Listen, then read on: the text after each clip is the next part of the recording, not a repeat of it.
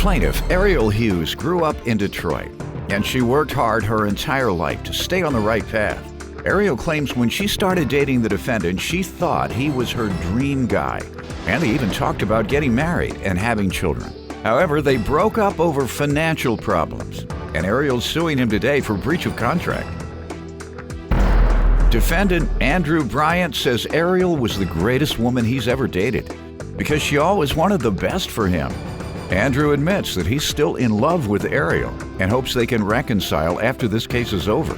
But Andrew insists Ariel is suing for more than he owes. Start with you. Okay, how you doing, Your Honor?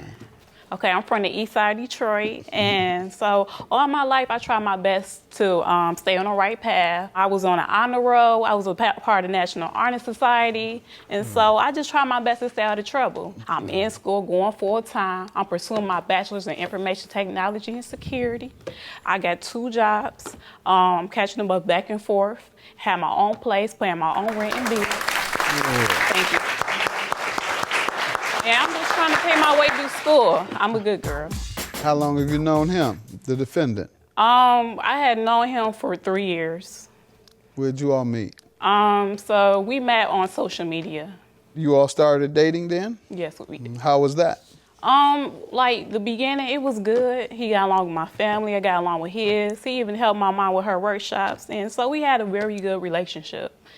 And then in February 2014, we decided that we wanted to move in together because we were so in love. I thought he was the one. He was just my dream guy. Mm-hmm. He was tall, he was buff, he was intelligent, and all of that. Talking about me. And we even talked about getting married and having kids. Mm-hmm. Why did you all break up? Okay, we broke up because of the scars from the money, from the debt or whatnot. Sir, what are you up to? Why don't you give me some background? Well, first I want to start off, Your Honor, by saying that I've always loved this woman. I mean, Ariel, I still love you. And hopefully, after everything is done, we can still be friends. Maybe move on from there. You'll get her back. She was, like she said, she was a good girl. She was not like any other girl I dated. She always wanted the best for me. She wanted me to go back to school. She wanted me to get a better job if I can get a better job. You went to college? Where? Yeah, I played baseball at Alabama State for a ride. Okay. Did you finish? No, I didn't. I came back to help my mom and my grandma, and couldn't go back after that. Couldn't take classes in Detroit? Well, I haven't found a school around our area that had my major. What's your major in kinesiology. What? And kinesiology. What is that? Basically the study of the human body, how it works. Most physical therapists study kinesiology. Okay, so you're just not gonna go back to school until you go to Alabama? When? I'm going back this fall. Where? I'm starting out at Macomb to get my associates. All right, and how long have you been out? 4 years now. You've been out of school for 4 years, and you say first because they didn't have a curriculum in your community. Well, is that what you just told me? Yes, sir. All right, but now you are going to a school right in the community. Did that curriculum just pop up? No, it's been there, but it's So why haven't you been there? Because it wasn't what I wanted. Oh, you changed your mind about what you wanted? Yeah. Okay, does all this sound about right? Yes. All right, well then you got a decent guy. He is motivated to go to college. I don't like what he's saying checks out, so like I said, you'll be back.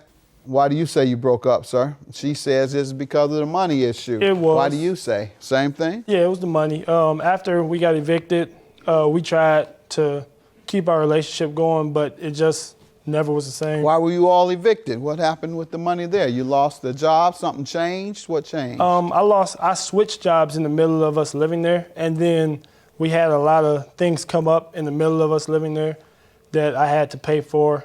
All right, ma'am, how does he owe you then for the breach of contract? What does he owe you for? The rent, I guess, for the eviction, what? So when we first moved in, we had moving costs of $11.58, and now we were supposed to split that 50-50, so $5.79 each.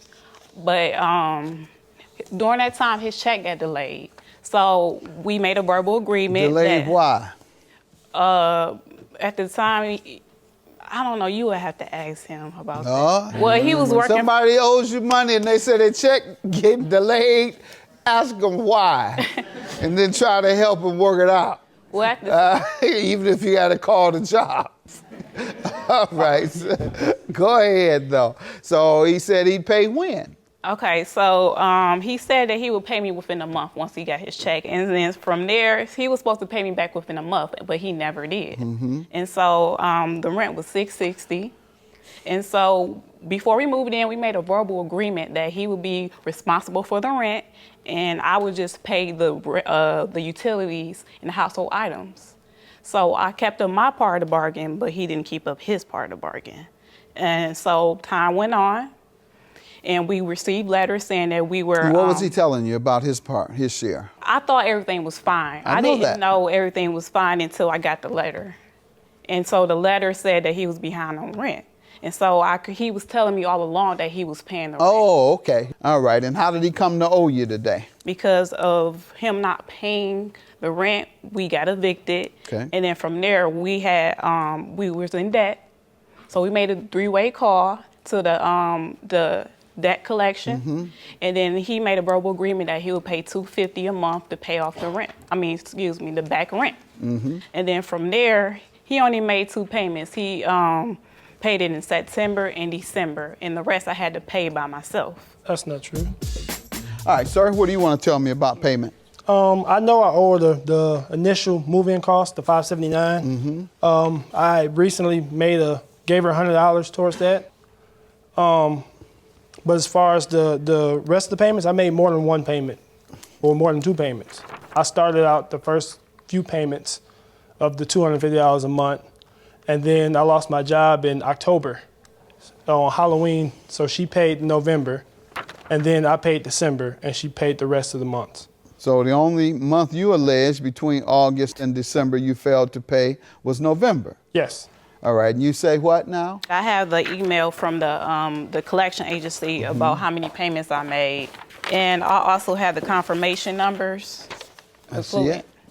And this is actually just a breakdown of the $250 a month. So it was from September to April. And you paid the people directly, sir? No, I paid her and she paid the people. Okay. And you paid her what months again? I paid her August, September, October, and December. Ma'am, what do you want to say? He says he gave you the cash.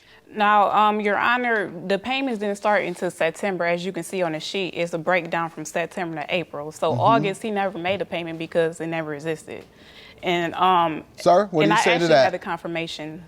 She had kept all the paperwork, so I assumed it was. I actually thought it was in August, but it might have been September.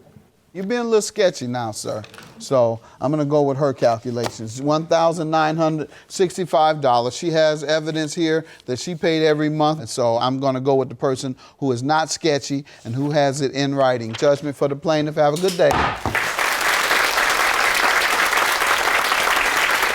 It's up to her. I mean, I'm okay with the outcome.